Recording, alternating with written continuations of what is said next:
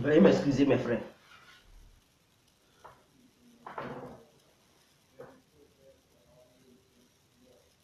Les vieux doivent quitter la politique ivoirienne. C'est tellement important. Ils n'ont qu'à se casser.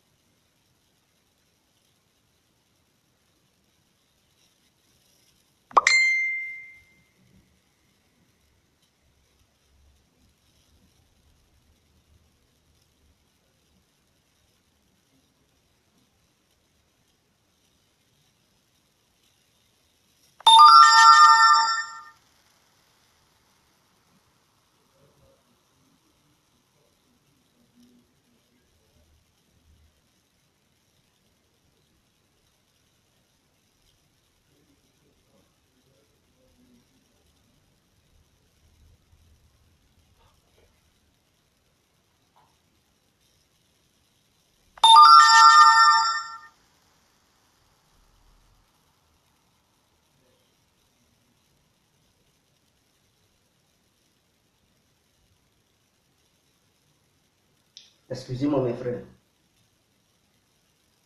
Excusez-moi.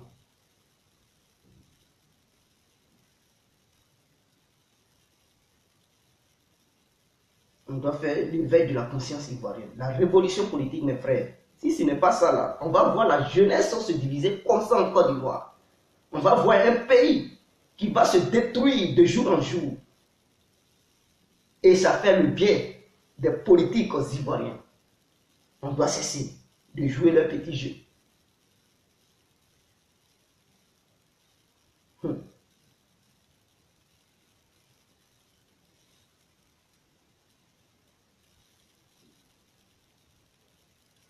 Excusez-moi, mes frères.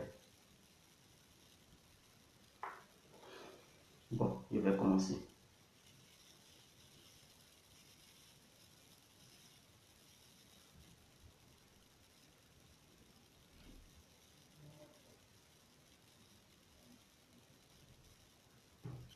Ok.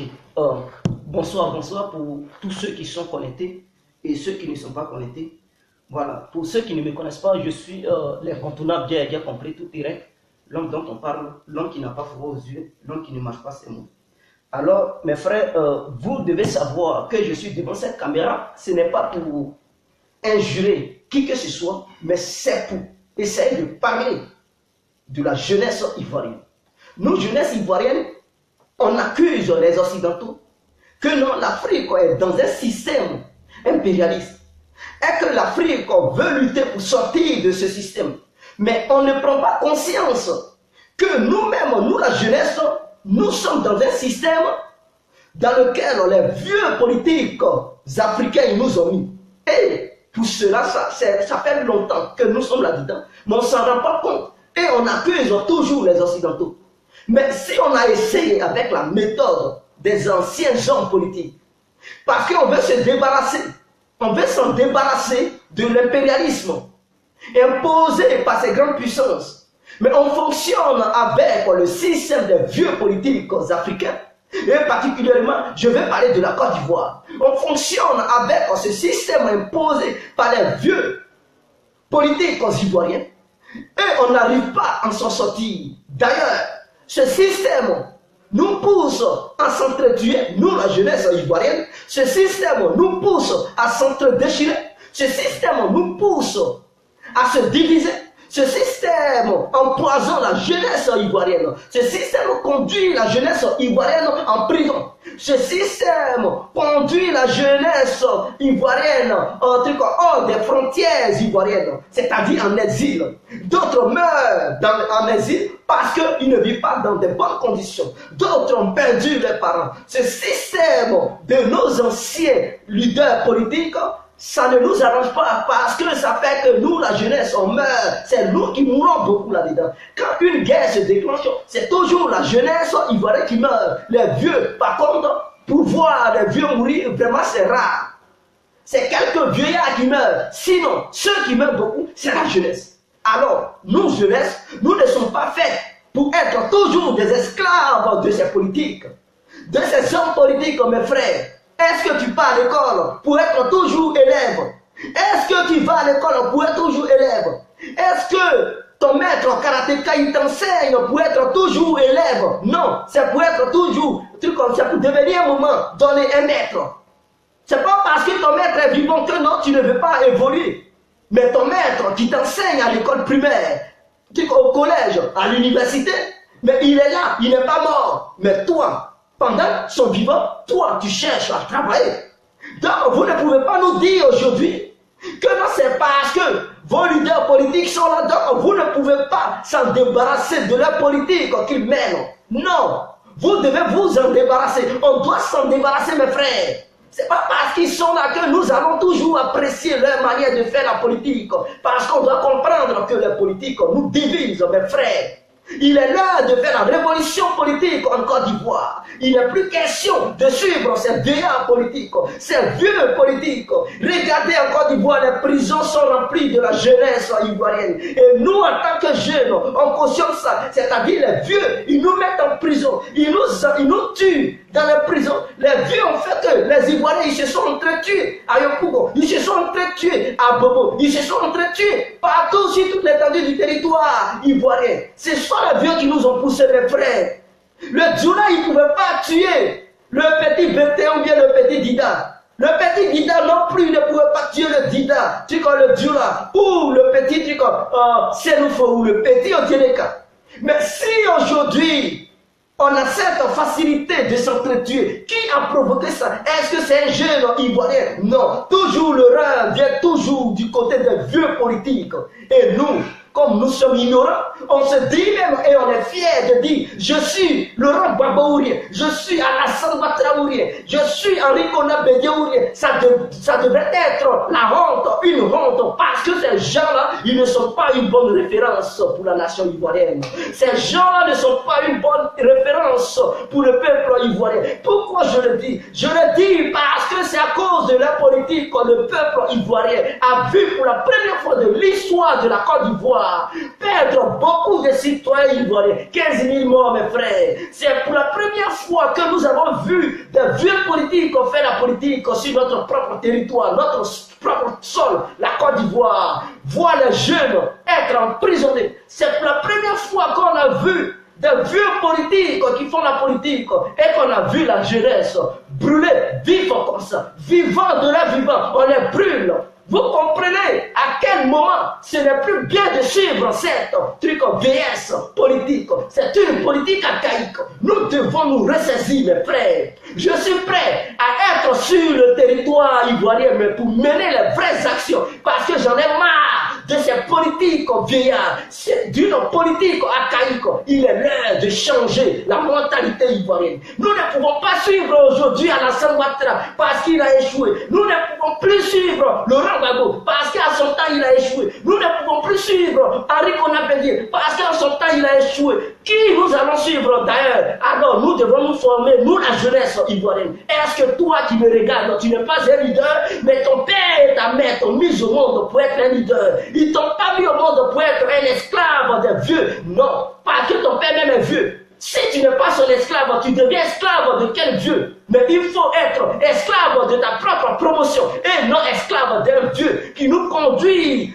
droit dans le mur. Ils nous ont tués. Regardez un jeune ivoirien, un voyant jeune ivoirien, courageux, qui souffre dans la prison. Mais ceux qui l'ont envoyé hier, ils sont où? Ils l'ont délaissé. Parce que n'oubliez pas, Kouajusser, Daï Nestor, Damon Guégué, tous ceux qui sont en prison aujourd'hui, n'oubliez pas que c'est depuis le Ghana, les gens les poussés, c'est-à-dire les exilés ivoiriens, pro-Gbagbo qui étaient au Ghana, ils ont poussé ces gens-là pour dire allez-y, foncez, foncez. Oui, soyez actifs sur le terrain, soyez actifs. Eux aussi, ils n'ont pas compris, parce que c'est des gens qui sont rusés, et ils appliquent l'ancienne politique, la politique de la violence, c'est ce que nos leaders nous ont montré. Donc, ces jeunes-là, ils n'ont pas compris, eux aussi, ils sont partis droit dans le mur, et alors, ils se sont retrouvés en prison. Une fois en prison, ceux qui les poussaient à être actifs et déterminés sur le terrain, ils les ont délaissés.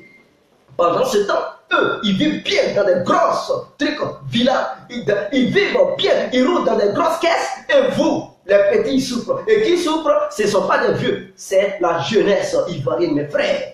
C'est toujours la jeunesse qui souffre. C'est toujours la jeunesse qui meurt. Quand on dit un prisonnier politique est mort, alors quand on voit la photo, c'est un jeune ivoirien. Alors, pourtant, ces vieux qui ont commis ces genres de choses, ils sont vivants.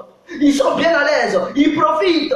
Ils ont des caisses, ils ont des trucs, des milliards sur leur compte bancaire. Mais quand on veut voir les jeunes qui n'ont rien foutu, les jeunes qui ont été utilisés tout simplement, les jeunes qui ont été des esclaves de ces politiques, les jeunes qu'ils ont manipulés parce qu'ils n'ont pas compris le système politique de nos vieux politiques. Alors ces jeunes ont joué le rôle, ils ont joué le jeu parce qu'ils ne comprennent pas. Eux-mêmes, ils sont des otages politiques. Et aujourd'hui, ce sont eux qui se retrouvent dans les prisons. Mais pour soigner la plaie, il faut essayer de couper, il faut atteindre la base. Et la base, ce sont les vieux qui sont là nous ronger. Mais nous, on veut une Côte d'Ivoire paisible, une Côte d'Ivoire unie, une Côte d'Ivoire vaillante, une Côte d'Ivoire où tout va couler le miel, une Côte d'Ivoire où les gens ils vont rêver d'aller visiter, faire le truc, comment on appelle ça, le tourisme, oui. Où les gens ils vont dire, bon, je m'avais fait mon pèlerinage, oui, chrétien ou pèlerinage musulman. Mais pourquoi pas, si nous avons un bon pays, vous allez voir les musulmans qui vont venir en Côte d'Ivoire, faire leur truc, pèlerinage, pour couper leur carême. Ils peuvent aller visiter la Côte d'Ivoire. Ceux qui sont des chrétiens, ils peuvent aller visiter la Côte d'Ivoire. Pourquoi nous ne voulons pas faire un pays de rêve de tout le monde, hein, un pays de rêve à la Côte d'Ivoire? Mais non, nous sommes là et nous suivons les vieux. Et à un moment donné, on doit laisser ces vieux, mes frères. Nous, la jeunesse, on doit faire maintenant la politique avec la sagesse. Nous devons imposer la révolution politique en Côte d'Ivoire, mes frères. Gbagbo a échoué, Alassane a échoué, Bédi a échoué. Tout ce qu'ils savent faire, c'est de tuer les jeunes Ivoiriens. C'est nous qui payons. C'est les braves jeunes Ivoiriens qui pèsent, qui meurent. N'oubliez pas, pendant la crise, il y a eu des jeunes vaillants qui sont morts du côté du RDR, du côté du FPI, du LLP. Il y a eu des braves jeunes, des jeunes conscients, des vaillants leaders qui sont morts. Et ces leaders étaient des jeunes. Charles Blé Goudé, le petit, un jeune comme ça qui devrait profiter de sa vie. Ils l'ont poussé. Aujourd'hui, il est enfermé. Il se trouve en prison. Maintenant, ces éléments qui sont sur le terrain, les membres du COGEP, ils connaissent rien aussi. Quand je les vois, je dis voilà des petits plaisantés. Parce qu'ils n'ont rien compris de la politique.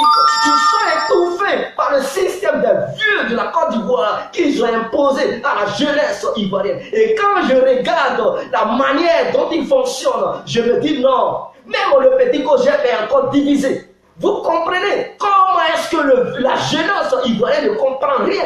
Et c'est pourquoi les vieux ils nous utilisent pour atteindre leurs objectifs. Une fois leurs objectifs atteints, ils nous rejettent comme une serpillère. Et nous devons prendre conscience. C'est une leçon de morale. C'est une question de truc, de sagesse. Mais non, d'autres vont venir me dire tais-toi. Parce que pourquoi je parle mal de leur leader? Oui, je vous comprends. Parce que vous êtes des gens, il y a longtemps, ils vous ont pris en otage. Mais moi, ce que je vous dis, c'est de vous aider à prendre conscience. On peut, nous, la jeunesse ivoirienne, on peut se réconcilier. Les vieux, ils nous ont divisés. Ils ont fait qu'il y a eu la guerre entre la jeunesse ivoirienne. Il n'y a pas eu la guerre entre les vieux ivoiriens. Il y a eu la guerre entre la jeunesse ivoirienne. C'est ce que vous devez comprendre. Parce que ces vieux-là, ils s'entendent très bien. Ils savent ce qu'il faut. Mais nous, la jeunesse, on ne sait pas ce qu'on fait. Raison pour laquelle on se bat. Partout sur les réseaux sociaux, on va s'insulter entre nous. Oui, tu es comme ça. Pourquoi tu as agressé mon leader politique? Et même on est prêt à s'affronter, se bagarrer. Mais vous avez déjà vu les vieux politiques se bagarrer? Non. Toujours ils lancent des discours pour que les jeunes les exécutent. À un moment donné, on doit dire non à leur barbarie. Parce que trop c'est trop, ils nous prennent comme des chiffons, ils nous prennent comme des marionnettes pour atteindre leurs objectifs. Une fois l'objectif atteint, ils nous rejettent, ils ne s'occupent plus de nous, ils accumulent les postes, mais ils oublient la jeunesse qu'ils ont utilisée hier pour atteindre leurs objectifs. Ils ne veulent même plus donner certains postes à la jeunesse. Et ils luttent même des postes avec la jeunesse. Ils sont ministres, Ils s'en vont chercher des sièges à l'Assemblée nationale. D'autres s'en vont chercher des sièges dans les communes pour être maire. Et vous trouvez ça normal. Mais ils ont oublié que c'est grâce à cette jeunesse qu'ils sont devenus des ministres. Donc ils doivent aussi laisser une chance à la jeunesse. Mais non, ils ne sont capables de tout. Ils ne veulent même plus voir la jeunesse travailler un instant. Et nous, jeunesse, comme on adore le chômage, on adore la pauvreté, on adore la misère, on aime ça, on aime être manipulé, donc on suit ces vieux politiques. Ça doit être stoppé. À un moment donné, on doit stopper ça. Nous, ici en Europe, on a pris conscience. Mais ceux qui sont en Afrique, ils n'ont pas encore pris conscience. Et donc, à travers nos vidéos, ils peuvent aussi avoir des esprits extravertis, c'est-à-dire des esprits ouverts. Donc, à un moment donné, nous devons faire des vidéos dans ce sens. Ce n'est pas une dictature que je vous impose, mais c'est une vision, oui, que je vous suggère, mes frères. Je vous suggère une vision là pour demander à la jeunesse ivoirienne, quelle que soit ton ethnie, quelle que soit ta région, quelle que soit ta position où tu es en Côte d'Ivoire, on veut une jeunesse ivoirienne motivée, une jeunesse ivoirienne unie, une jeunesse ivoirienne qui sait ce qu'elle veut, qui sait à quoi elle va faire ressembler à son pays, qui sait qu'est-ce qu'elle veut faire de son pays. C'est cette jeunesse ivoirienne que nous voulons. Il y a longtemps, les vieux ont fait la politique. Ils n'ont jamais sauvé la Côte d'Ivoire. Ils n'ont jamais sauvé les Ivoiriens. D'ailleurs, ils ont passé leur temps à vendre la Côte d'Ivoire. Ils ont passé leur temps à donner l'argent des Ivoiriens aux grandes puissances. Pendant ce temps, il y a des Ivoiriens qui en souffrent, qui sont en Côte d'Ivoire, qui souffrent. Nos femmes, oui, je peux dire nos femmes parce que quiconque est une fille, tu peux à un moment donné, tu peux l'épouser. On ne sait jamais. Donc, toutes les filles qui sont en Côte d'Ivoire, elles sont nos femmes, nos mamans. Elles se prostituent. Et ce n'est pas normal. Ce n'est pas normal. Ce n'est pas normal. Nous ne pouvons pas regarder cela. Parce que l'État ivoirien, tous ceux qui sont des leaders politiques, ils ne savent pas gérer la Côte d'Ivoire. Ils se foutent de nous parce qu'ils gèrent ça comme s'ils étaient des vieux. Ils pensent qu'ils sont dans leur propre famille, ou ils sont en var, ou ils prennent l'argent, ils gagnent ça auprès d'eux, et que non, ils ne foutent rien pour la nation. Non, nous, on n'est pas là-dedans. On n'est pas là-dedans. Si, regardez aujourd'hui, il y a d'autres qui se battent à cause de l'opposition ivoirienne, c'est-à-dire Aboudraman Sangaré, Afioun Gessaourien, Aboudraman Sangaré ou rien. Mais vous pensez que ceux-là, ils ne sont pas complices de ce qui se passe en Côte d'Ivoire. Mais quand les événements se passent, par exemple, les mutins, ils se sont levés pour prendre des armes, pour tirer. On leur a donné l'argent de la Côte d'Ivoire, l'argent de tous les Ivoiriens. On donne ça à une minorité et on laisse la majorité. Oh, pourtant on dit en démocratie, c'est la majorité qui gagne. Pourquoi est-ce qu'on satisfait la minorité et on laisse la majorité? Des gens qui ont assassiné d'autres Ivoiriens. C'est comme si moi, j'assassine certains Ivoiriens et on me paye pour ça. J'ai un bon salaire. Et en plus, des millions. Et non, 1000 francs. On me donne des millions parce que j'ai accompli mon devoir en assassinant des millions d'Ivoiriens. Est-ce que c'est normal? Comment est-ce qu'on peut bâtir un État fort? Et c'est ce chemin-là que les vieux-là, ils nous montrent. Oui. Laurent Gbagbo nous a montré ça. Alassane Ouattara, il nous montre ça. Bédier, il nous a montré ça. Gueye Robert nous a montré ça. Parce que quand Gueye est venu au pouvoir, il a créé une armée qu'on appelait PC Crise pour déshabiller tous les gros bras. Et la mission de cette armée, c'était d'assassiner tous les gros bras. C'est là-bas que John Pololo est mort. Pour ceux qui ne le connaissent pas, John Pololo était un ancien Rouba. C'est sous le régime de Gueye Robert. C'est là les gars de la montagne ont fui pour venir ici en Europe parce que tous les Lubas étaient menacés. Donc voici la politique dans laquelle nos aînés nous ont conduits. Et à un moment donné, on doit dire non. On doit dire non parce qu'on ne peut plus cautionner cela. Nous ne pouvons plus souffrir de leur système diabolique qu'ils ont mis en place en Côte d'Ivoire. Le système, et n'importe qui se lèverait qui est vieux, alors ils rentrent dans le même système de politique de nos aïeux. On doit changer ces vieux-là. Nous devrons les rejeter en brousse. Parce que trop c'est trop. Toujours, quand un nouveau président vient, c'est toujours les mêmes ministres, c'est toujours les mêmes têtes qui ne foutent rien, qui n'ont rien foutu pour la nation. On les nomme, où il y a les postes stratégiques, on ne met jamais la jeunesse dans un gouvernement quelconque. Soit disant, les jeunes, ils ne sont pas comme sages. Ils nous prennent comme tout, ils nous prennent comme des enfants, des gamins. Ils se disent, on n'est pas sage, donc on ne peut rien faire. Regardez en France, Marion Maréchal Le Pen, elle est quoi? Elle avait quel âge? Elle avait 20 ans lorsqu'elle devenait députée de la France. Elle avait 20 ans.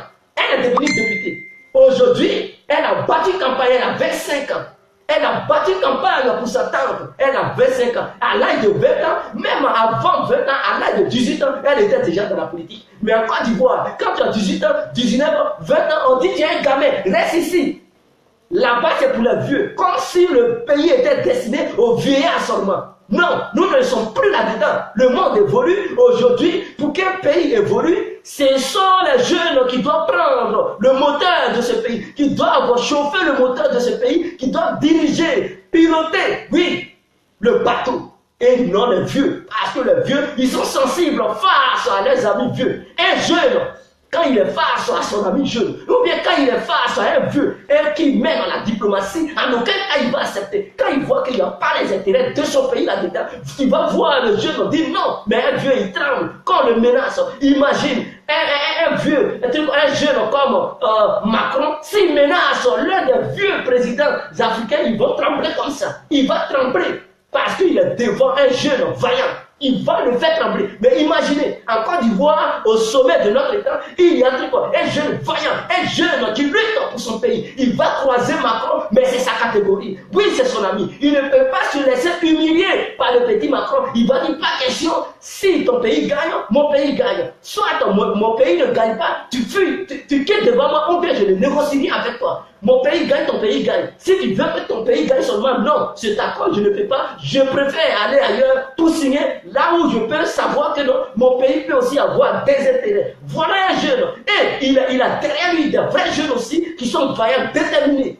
Et sur le terrain, les jeunes, ils s'attendent. Et ils sont courageux, ils vont lutter, ils vont battre une bonne nation. Parce que cette jeunesse, on va savoir qu'est-ce qu'elle veut faire de son pays. Mais les vieux, ils ne savent pas de quoi ils vont faire de notre pays. Donc il faut le bordel, la merde dans notre pays. Et toujours, c'est nous les jeunes qui mourrons.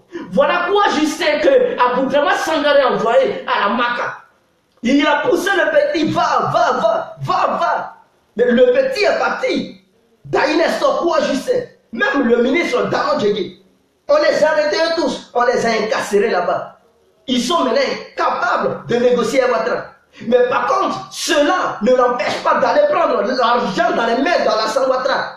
Il prend l'argent, il bouffe. Mais quand il s'agit de parler de la libération de ces bons petits, il ne veut pas. Mais quand il s'agit d'aller parler de trucs d'argent, oui, il appelle, donne-moi mon argent. Mais il ne peut pas les appeler pour dire libère mes petits. Regardez-moi ça. Donc ils sont complices eux tous. Que ça soit Afri, que ça soit Sangaré, que ça soit Alassane, Soro Guillaume, ils sont tous complices, ils sont coupables. Mais nous, comme nous sommes la jeunesse, on ne voit pas clair. On joue le jeu et ils nous manipulent comme des marionnettes. On ne voit clair, on ne voit pas clair là-dedans. On les suit bêtement, on les suit sauvagement et on ne peut même pas oser dire à ces vieux-là que non, mais à quel jeu vous jouez. À un moment donné, on doit les taper fort pour dire arrêtez vos trucs, votre double jeu. Nous ne sommes plus là-dedans. Si vous faites cela, nous la jeunesse, on va prendre le relais. On va vous chasser tous au pays. Donc quand je dis chasser, c'est pas pour aller les amener dans un autre pays, mais on va vous chasser. Quand je dis au pays, c'est-à-dire ils n'ont qu'à démissionner de leur stratégie qu'ils ont. Et puis la jeunesse va prendre le relais. Mais non, on ne peut pas continuer là-dedans. Ils jouent un double jeu, ils s'attendent entre eux les vieux et ils font périr la jeunesse ivoirienne. Si c'est l'argent, ils sont d'accord, ils s'attendent, ils prennent les milliards, les millions, ils font des business entre eux et puis ils nous poussent comme si, oui, ils n'étaient pas en contact, ils nous blaguent, ils nous manipulent et nous sommes là-dedans. Quand est-ce que nous allons prendre conscience? C'est ça, je dis, il faut faire un nouveau mouvement de la jeunesse ivoirienne. Il faut faire un nouveau mouvement dans lequel toute la jeunesse ivoirienne doit se retrouver pour ensemble mener une action conjointe pour le bien-être de notre pays. Ce n'est plus histoire d'affronter Sudistes, soit nordistes, soit centristes, ou bien ceux de l'ouest, ou bien de l'est. Non. C'est pour se mettre ensemble. Parce que si on s'entend, aucun combat ne peut nous dépasser. Ah oui, si la jeunesse ivoirienne, je vous le garantis, si la jeunesse ivoirienne prend conscience aujourd'hui pour dire nous voulons prendre le relais de la politique ivoirienne et que nous voulons sauver notre pays, mais vous allez voir, il n'y a plus un grand homme, un lobby, c'est-à-dire les élites ivoiriennes, parce que eux ils sont puissants. Ah oui, ils sont puissants. Ils ont de l'argent, donc c'est facile de manipuler la jeunesse.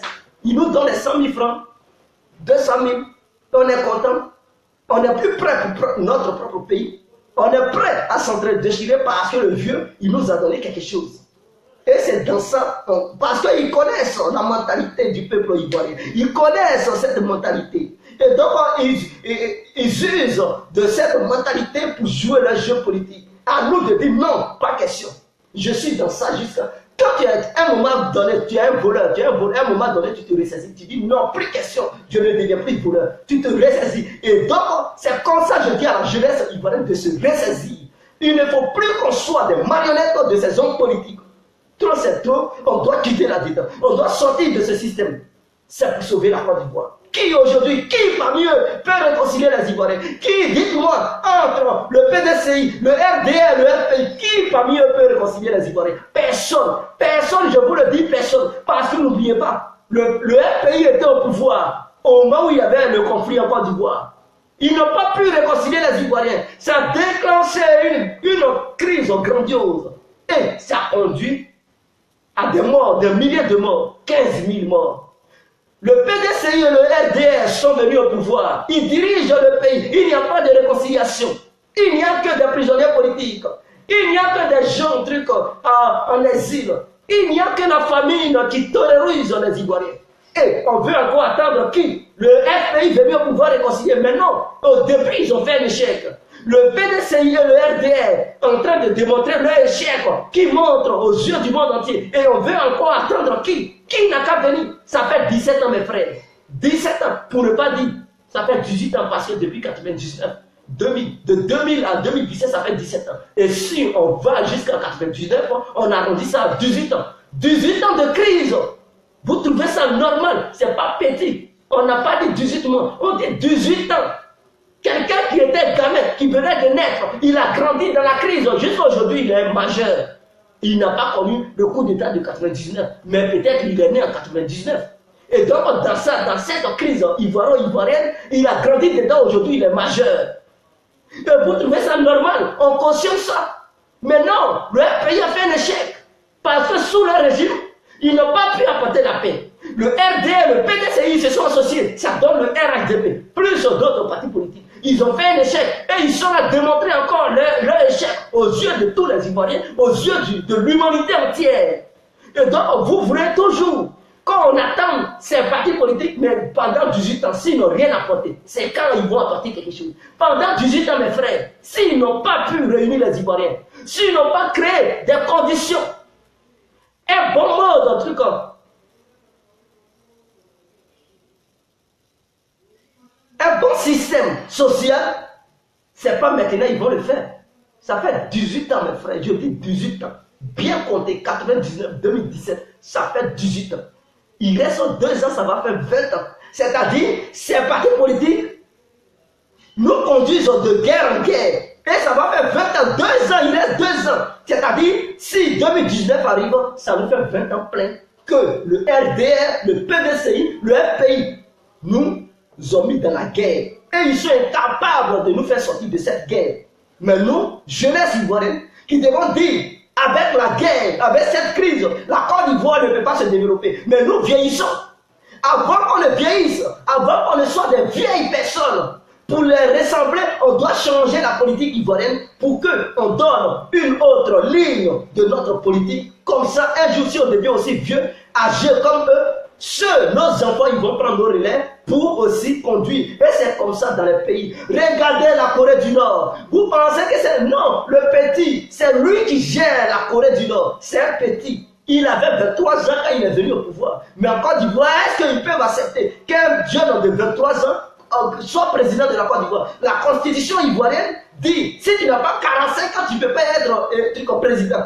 Tu ne peux pas poser ta candidature. Regardez comment ils ont verrouillé le système. Donc tout ça, c'est pour écarter la jeunesse ivoirienne. Pour être député, je ne sais pas quelles sont les conditions. Pour être maire, je ne sais pas quelles sont les conditions, mais pour être président, il faut avoir 45 ans. Comme si c'est ceux de 45 ans qui étaient seulement intelligents. Comme si un jeune de 30 ans n'était pas intelligent et qu'il était illettré. Il était un truc analphabète. Un jeune de 25 ans, il était analphabète. Non, désolé, la France vient de nous démontrer que même on peut avoir en dessous de 45 ans et diriger une grande nation, plus grande que la Côte d'Ivoire, qui est la France. La France, ça fait, je ne sais pas, 2 fois ou 3 fois la Côte d'Ivoire. Mais un petit, de rien du tout, il est là diriger cette nation. La Corée du Nord est plus grande que la Côte d'Ivoire. Mais un petit de 23 ans a pris le pouvoir là-bas. La Libye était grande que la Côte d'Ivoire, mais moins peuplée que la Côte d'Ivoire. Mais Muammar Kadhafi, à son temps, il avait pris le pouvoir à l'âge de 25 ans.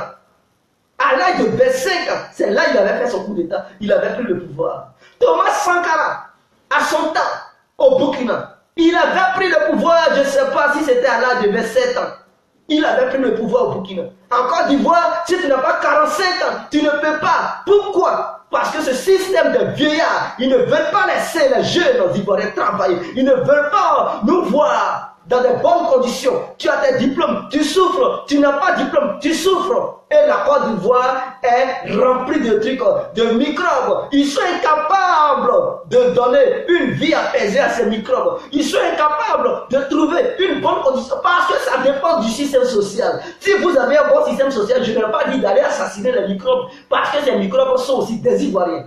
Ils sont aussi des Ivoiriens. C'est parce que d'autres parmi eux, ils n'ont plus les moyens. Leurs familles les ont foutus à la grande porte. Ils ne savent pas quoi faire. Alors ils sont obligés d'aller voler pour manger.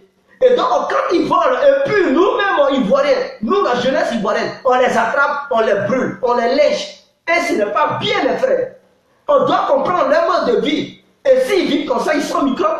Mais c'est l'État ivoirien, c'est nos dirigeants qui sont coupables, qui sont responsables, que ce soit opposition et au pouvoir en place. Mais ce sont eux qui sont responsables. Et non ces jeunes. Imaginons que tu mets dans de bonnes conditions à ces jeunes-là, ils vivent en une bonne condition sur le plan national. Est-ce qu'ils peuvent aller sortir pour voler? Mais vous laissez eux-mêmes, nos dirigeants, nos leaders, ils contribuent à la vente de la drogue dans les petits trucs, dans les petits ghettos à Côte d'Ivoire. Et vous dites que non, les Ivoiriens, ils sont des drogués. Mais l'État ivoirien aussi participe à ça. Les opposants participent à ça. Et ils conduisent les jeunes Ivoiriens à être des drogués, à vendre de la drogue, à être des dealers. Et demain, on est surpris que non, en Côte d'Ivoire, il y a des voyous. Mais c'est l'État ivoirien qui contribue à cela. Comment un État peut donner de la cocaïne aux jeunes Ivoiriens d'aller vendre pour rapporter de l'argent? Pourquoi? Comment se fait que les policiers, les gendarmes, les militaires qui doivent assurer la sécurité s'en vont encore eux-mêmes devenir des coupeurs de route pour agresser les propres citoyens? Mais tout ça, c'est la faute à qui? C'est la faute à l'État. C'est la faute aux opposants.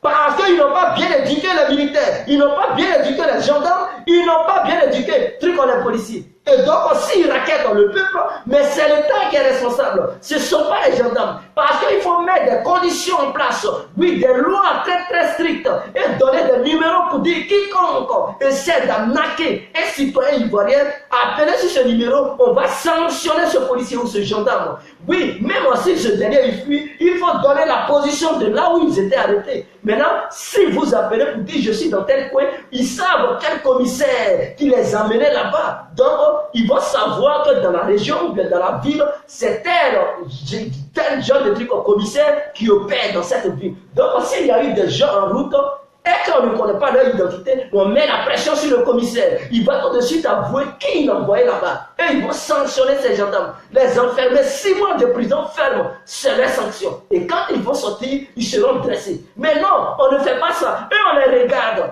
Mais nous, la jeunesse, on doit prendre l'initiative de boycotter ces vieux-là, les chasser en Côte d'Ivoire. Voilà, quand je dis les chasser, c'est-à-dire les faire démissionner de leur pouvoir et prendre le pouvoir. On doit suivre la jeunesse. On doit faire une révolution politique en Côte d'Ivoire. C'est ce que je tenais à dire à la jeunesse ivoirienne. Et ça sera dorénavant mon combat. Parce qu'on a trop regardé la politique des vieux aux cheveux blancs. Ça ne nous a rien donné. Ça fait maintenant 18 ans que nous sommes là-dedans. 18 ans, mes frères. Depuis 1999 jusqu'en 2017. Ça fait bel et bien 18 ans. Il reste 2 ans, ça va faire 20 ans. Ça ne nous a rien apporté. Ça tue les Ivoiriens. Pendant que d'autres ils se multiplient, leur politique nous pousse à s'entretuer, s'assassiner. Et on diminue. La mort naturelle sort d'ici. Et la mort, comment on appelle, artificielle, apparaît ici. Apparaît ici plutôt. Vous trouvez ça normal? Moi, quant à moi, je suis contre. Et je ne suis plus dans cette logique. Quiconque est vieux, fout la merde en Côte d'Ivoire, je l'allume. Quand je dis l'allumer, c'est-à-dire le dénoncer. Oui, je ne suis plus là pour les caresser. Ils nous ont foutu la merde. Ils font vivre la pauvreté à nos parents, à nos soeurs, à nos amis. Et on va cautionner cela. Pendant combien de temps on va être esclave, mon frère? Nos enfants encore, on a connu l'esclavage de ces vieux, on va grandir dedans, on va aussi, nous aussi devenir vieux. Nos enfants vont aussi grandir dans le même système. À un moment donné, on dit le monde évolue. On ne doit pas dire le monde diminue, ça évolue. La technologie évolue, l'esprit aussi doit évoluer. Le cerveau aussi doit grandir. On ne doit plus dire, je suis pro-Bagourien, pro-Alassane, mais c'est la honte. Quiconque dit ça, c'est la honte. C'est la honte. Ça n'honore pas quelqu'un parce que ceux-là, ils ne sont pas un bon exemple. Ils ont une force politique, raison pour laquelle la crise est arrivée. Sinon, la crise n'allait pas arriver. L'autre va accuser l'autre, l'autre va accuser l'autre. Oui, mais c'est parce qu'eux tous, ils ont été incompétents. Raison pour laquelle cette crise est arrivée. S'ils étaient de vrais politiciens et qu'ils aimaient le peuple ivoirien et qu'ils aimaient la jeunesse ivoirienne, ils n'allaient pas pousser cette jeunesse ivoirienne à s'entretuer, à se diviser, à se haïr, à se détester. C'est ce que j'aimerais vous dire comme message de ce soir. Je vous aime. Vive la Côte d'Ivoire. Vive tous les Ivoiriens. Voilà. On est ensemble, mes frères. Ciao, ciao, je vous aime. C'était l'incontournable, bien compris.